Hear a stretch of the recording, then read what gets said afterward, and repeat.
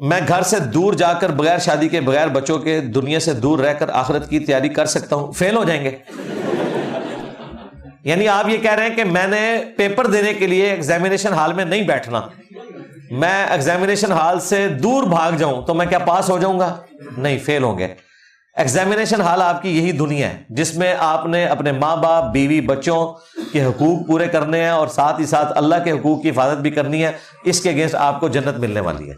इस काम के लिए नहीं अल्लाह ने आपको पैदा किया। इसकी तो मुखालफत है इस्लाम में रहबानियत की।